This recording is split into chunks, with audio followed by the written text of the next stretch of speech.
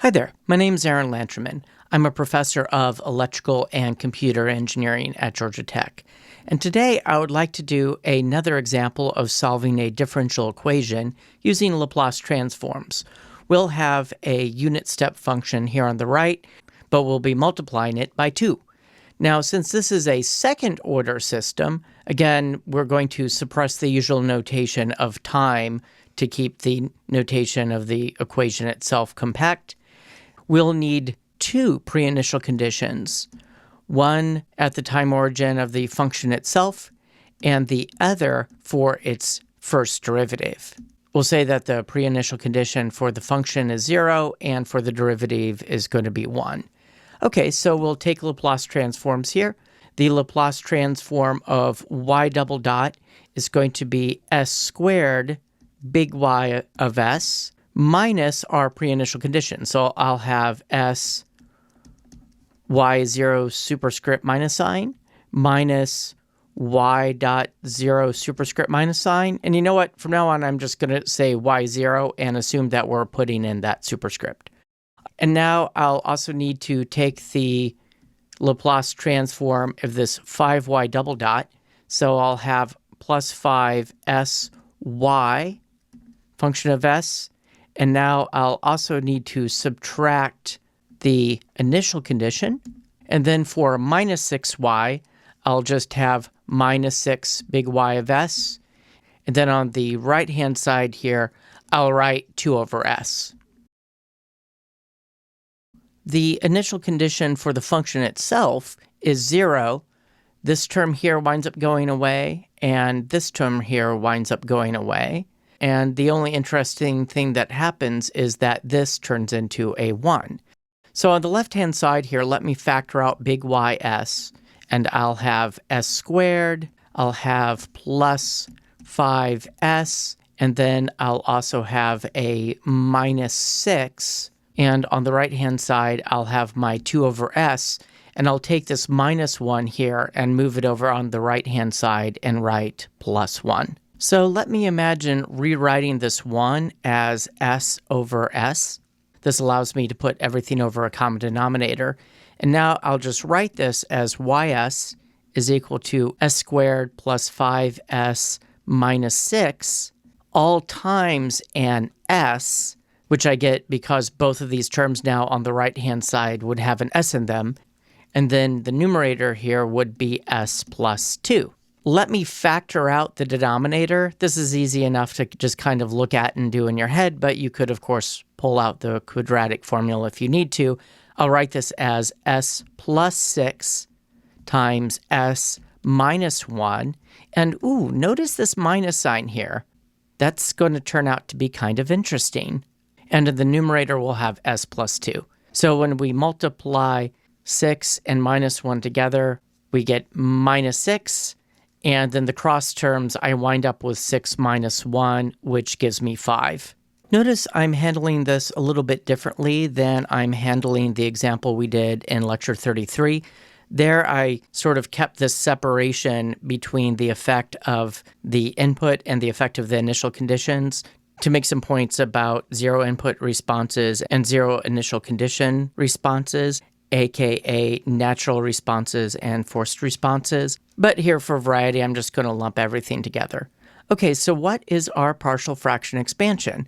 I'll write this as a over s plus b over s plus 6 plus c over s minus 1.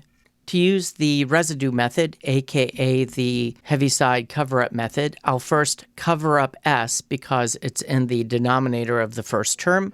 So I'll write s plus 2 over s plus 6 times s minus 1. Evaluate it at the root, which is going to be s equals 0.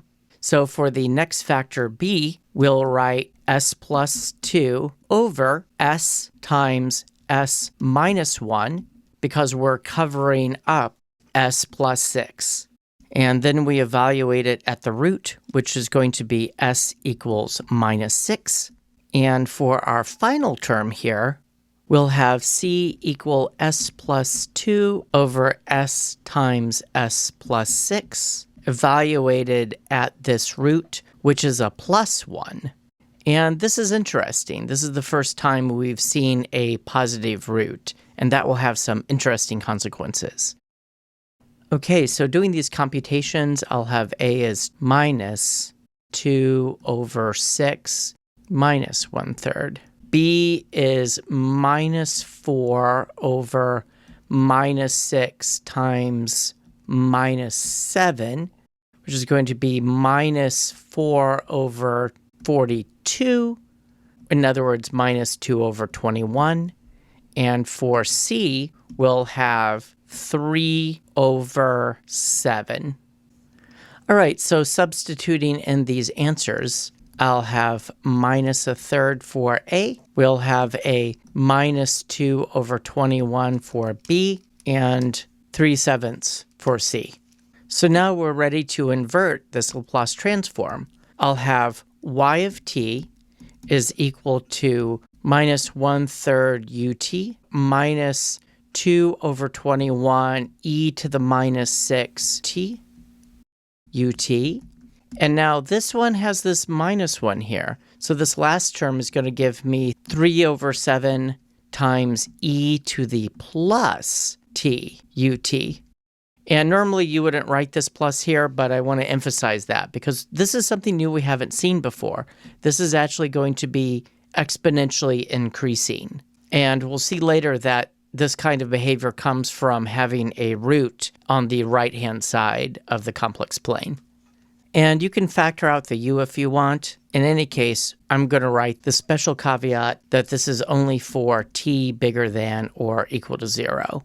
So with that statement, you don't really need to write the u's in here, but I'll typically leave them in here. But leaving them in there can yield some confusion, whether you factor out the u's as I usually do or not. So if you go way back in time, and you remember when I first defined the unit step function, I said it was 1 for t bigger than 0, and it was 0 for t less than 0. And then I talked about how what it was at t equals 0 was a source of some potential controversy. You could make an argument for it to be 0. Nobody really does, but you could. You could make an argument for it being 1/2. Some textbooks will just refuse to talk about what it might be at 0 at all. I like to let it be 1 at t bigger than or equal to 0, and here's why. It lets me leave these expressions in if I wanted to find out what yt was at 0 in our solution. Now notice I'm not putting that superscript minus in yet. So happily, u of 0 is 1 in our convention. So it's nicely defined for our t equals 0 case in our t bigger than equal to 0 more general case.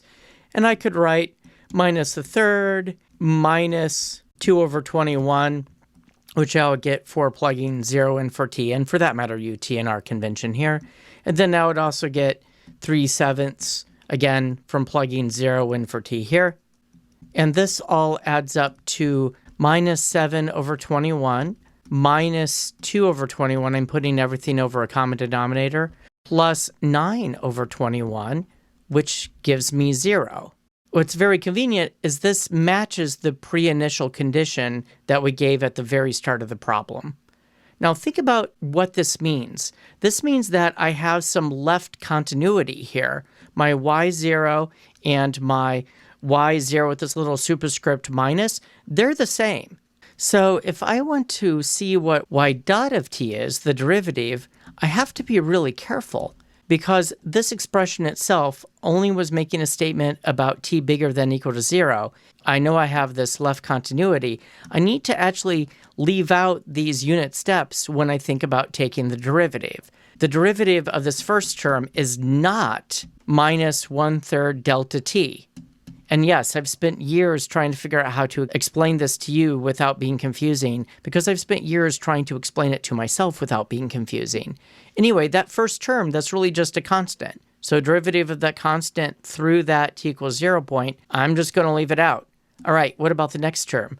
I'll have minus 2 over 21 minus 6 when I take the derivative, e to the minus 6t. And here you could start to debate what to do. You could put some u's in here, but at this point, it's probably not actually very helpful. So I'm just going to leave it out. The one thing I am going to do here at the end is put a big 4t bigger than equal to 0 caveat again. All right, what about the next thing? I've got 3 over 7, and then I've got e to the t. Here I'll leave out the u. Yes, I know I'm being inconsistent here. But the thing I want to really emphasize, so much I'm going to put it in yellow, is that this is for t bigger than or equal to 0. Again, we're remaining agnostic about what's happening for t less than 0. But now let me take this derivative expression and plug in 0 and see what I get. Okay, so in the first term, I'll have 12 over 21. Plugging in 0 for t here will give me e to the 0, which is just 1. Similarly, this will turn into 1 when I plug in 0, so I'll just have, let me write this as 9 over 21 to put everything over a common denominator. And oh look, 9 plus 12 is 21, so that's going to give me 1. And again, quite fortunately, this matches up with the pre-initial condition on that first derivative. So I have some left continuity in this first derivative. The place that this can get really weird is if my input that I had on the right-hand side, instead of being a unit step function, was a delta function.